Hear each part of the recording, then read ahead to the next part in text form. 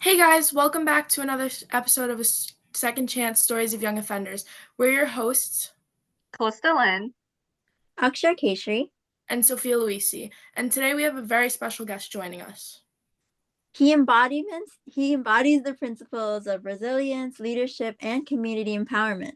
I'm thrilled to introduce you to a man who's dedicated his whole life to fostering positive transformation and envisioning a brighter future for children and families across America. Please welcome James Earl Hollywood III. Hi, James. I just wanted to start off by saying thank you so much for coming onto our podcast and that we're so happy that we get to hear from you today. Thank you all for the invitation. It's so nice to meet you all. Of So, course. James, can you start by telling us a bit about yourself, your background, your journey to getting where you are today? Sure. I was born and raised in a rural community of Southeast Missouri, born in Tennessee and Arkansas. In my neighborhood, dreams was a luxury. Coming from working class fatherless homes and a millennium steeped in societal challenges, many faced struggles, and some were entangled with the criminal justice system. Throughout my childhood, I couldn't help but wonder why the potential of my friends was often washed away in the system. It wasn't until college that my passion of helping others crystallized, and this zeal grew while working at a local juvenile detention treatment center. The facility hosted about 36 young men. About three of them were white, and the rest were Black and brown. They faced various charges from sex crimes and assaults to drugs and gang activity. While working 36 hours a week, it seems very minimal to some of our workforce hours that we have today. But working an entire Saturday from 7 a.m. to 10:30, it felt like entirety. As I became more entrenched in this environment, I felt more compelled to making a difference. The facility been operating since about the 1980s and had a rehabilitation philosophy that was vastly different from mine. I saw young people not as criminals, but as individuals with stories. Unfortunately, the prevailing approach seemed more like a holding cell than a center for rehabilitation and contribute to higher rates of repeated offenders. Later, I transitioned into a different facility with the same company, and this time with working with a diverse population of young people that was held in child welfare custody. Some were separated and sex offenders, and there was also a dormitory of young ladies. Working overnight, my responsibilities was much different than from the previous facility, the treatment facility, and it involved a lot of one-on-one care to some things like some laundry and meal preparation. Hearing their traumatic stories in a confined space was particularly challenging. My journey continued as I worked from becoming a youth transition specialist, covering the counties in Southeast Missouri all the way up to nearly St. Louis, Missouri for almost 4 years. In this role, I assisted young people with job placement, education, community support through a federal program. Despite the progress, a sense of hope was still limited.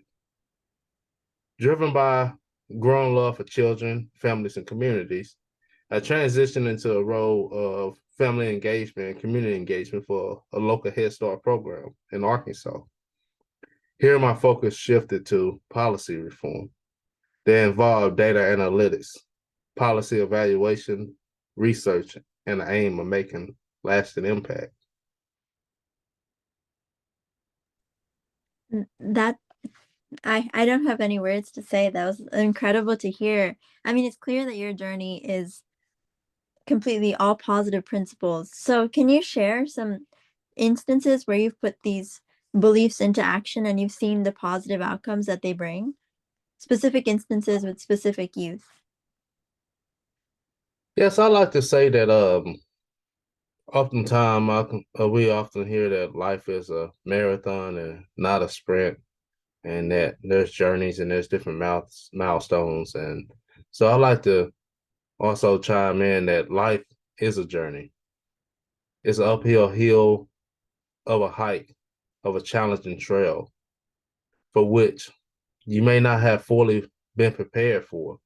And similar to embarking on a hike with the goals of completing it to the fullest, life adventures is about achieving milestones with determination, effort, and resilience.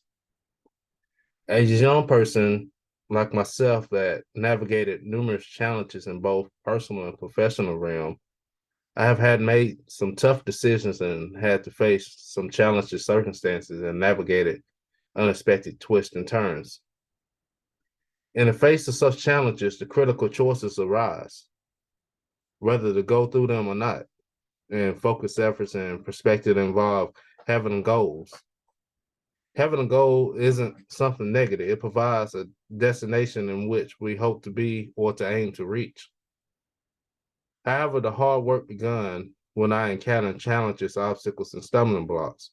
And the key lines of navigating these, overcoming them, is what led to some of the positive journeys.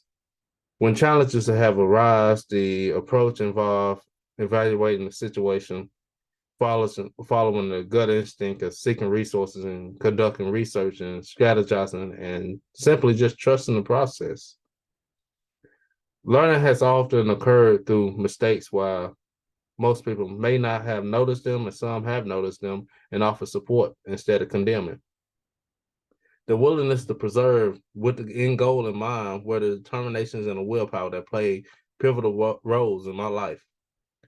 Failing is inevitable, but the essence lies in dusting yourself off and continuing, and like the early experiences of myself learning how to ride a bike. I have had personally, I had my first daughter at 16 and a half years old. I left home at a very young age to having my own home. And my daughter was born 4.5 months premature. And she was born in one of the, it was a real bad ice storm in late 2008. And my determination as a young teenager at that time, that it really took my heart to really be there for my daughter and care for her and love her the best that I could.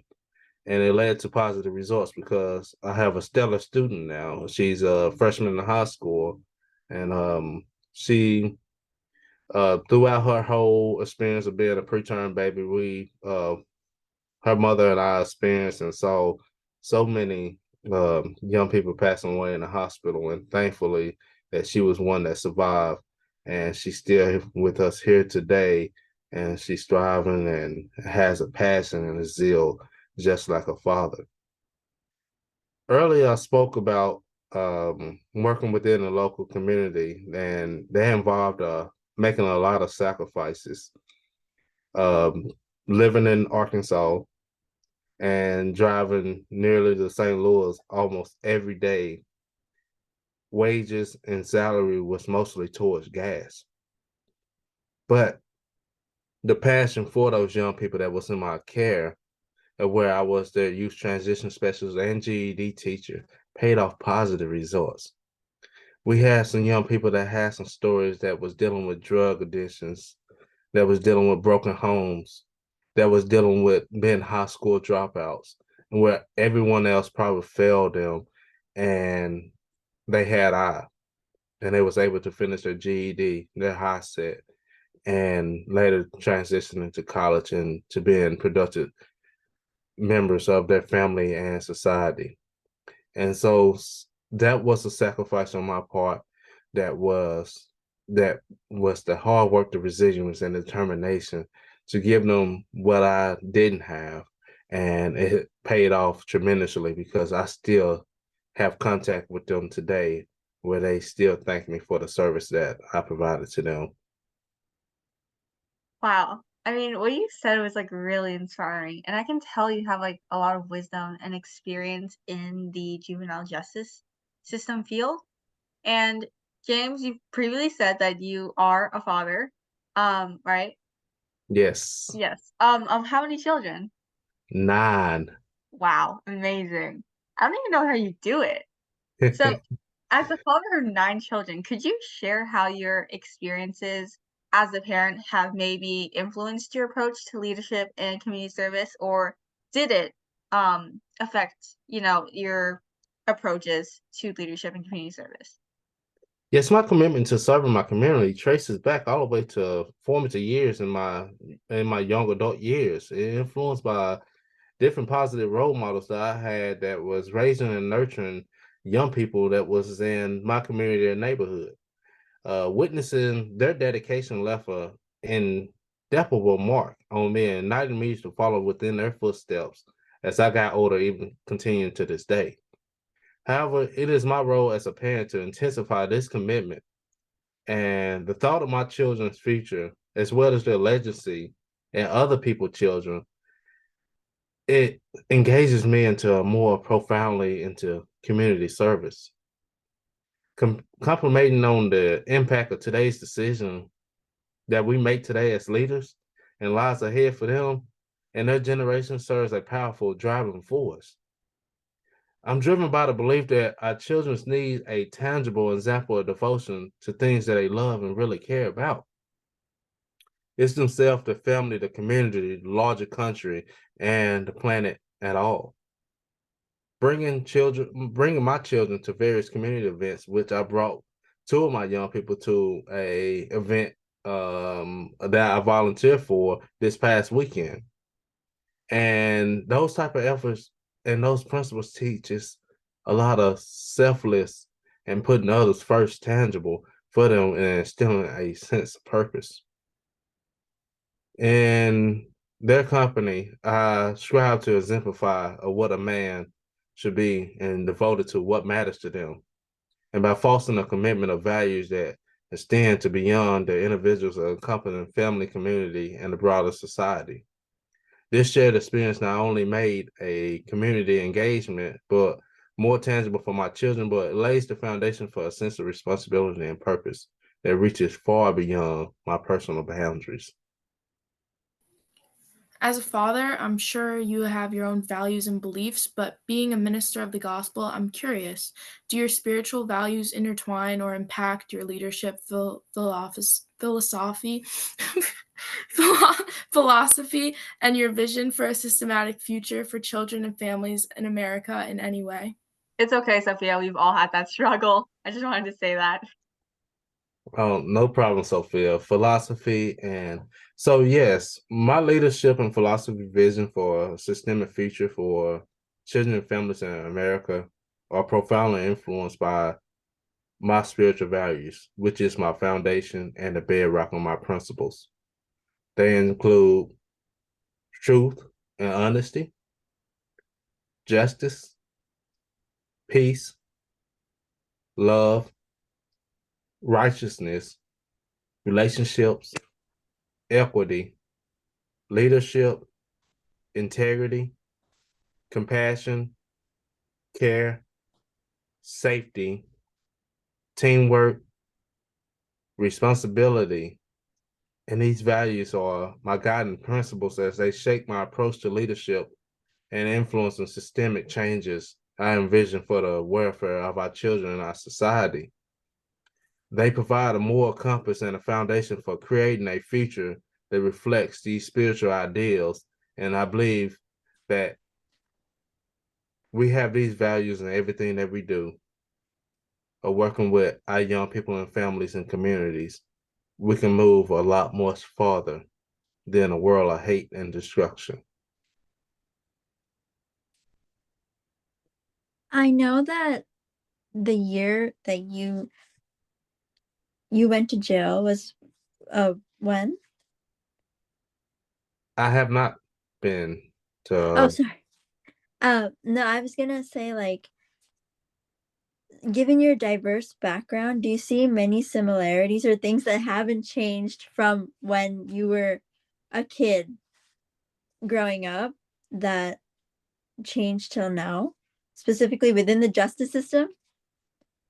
I meant to say, like, your work in the justice system specifically. yes, there have been some changes. There have been some slight movements within the justice system.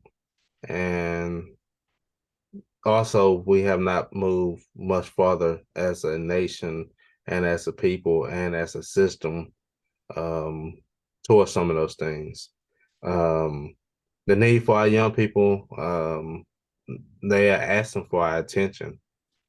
They are they asking for our attention, and programs are gradually diminishing, and especially in impoverished communities. This decline of opportunities is contributing to concerning trends where a lot of young people are involved in activities that are more detrimental than what we've seen in the past. Moreover, we are grappling with challenges not prominent during my own childhood, like the uptick in gun violence. Um, and they are most impactful among them of some of the things they're influenced by, like social media. The persuasive nature of social media has introduced a new layer of complexity to the lives of young people, and it's affecting the well-being and shaping their experiences in ways that we couldn't have anticipated. This combination of limited opportunities with some of the diminishing programs and services within impoverished communities and social media has caused a challenging environment for our younger generation, and it's quite concerning. Addressing these issues require complexity, comprehensive, collaborative efforts with community and programs and society as a whole. It's critical that we reevaluate and that we adopt approaches to ensure that the well-being of these perspectives of our young people are facing and these evolving challenges today that we are seeing. And so we are definitely seeing some things that I did not see in my childhood that we are seeing today that we did not consider 10 and 20 years ago. Thank you for that insight. And I'm going to leave the listeners with one final question for you. What advice would you give to young individuals who might be facing challenges similar to those you've overcome in your journey? Don't give up. I believe we need to create spaces for young people to be able to exercise their voice, because some of the things I saw in my early career by working at the Juvenile Detention Treatment Center, Rehabilitation Treatment Center, is that some of those stories that those young people share with me, or that they wrote letters to me to, they never shared those stories with anyone. And I believe that everyone has a story, everyone has a voice. And with those spiritual values that I outlined earlier that I have within myself, and my that I still in my family and home life, is that it's important that we find out ways that we can work together, and then separate, because we at a time right now that our young people are asking for attention, and we really need to hear what's behind that trigger, what's behind that mental health, what's behind the trauma. And only way we're gonna know that is if we bring young people to the table and to hear what it is that they are dealing with, so that we can compassionately re-envision and reimagine and co-create what a true justice system looks like. Not a punishment system, not a compliance system, but one that is love and compassionate, one that serves a purpose of accountability behind the actions that we do. And so I say not to give up. Let's work constructively and strategically of creating that platform so that we can bring young people to the table. We can bring systems to the table. We can bring communities to the table. And let's co-design of what a true equitable justice system, transformation system really looks like in America, which I have not seen since I've been studying in the field and been working in the field. And I would just say, once again, do not give up. Let's find creative ways to be able to bring about lasting change in America. The justice system for sure definitely needs a lot of work, and I completely agree with you. It's not really justice anymore in the justice system. But yeah, those are all the questions we have for you today, James. Thank you so much sincerely for joining us today and sharing your insights and perspectives. Your journey exemplifies resilience and dedication, and we're really honored to have had you as a guest on a Second Chance podcast. Thank you for having me, y'all. Of course. To the listeners, thank you so much for joining us for another episode of A Second Chance Stories of Young Offenders. Till next time, remember that your story is still being written and that there's always hope for a brighter future. We're your hosts, signing off.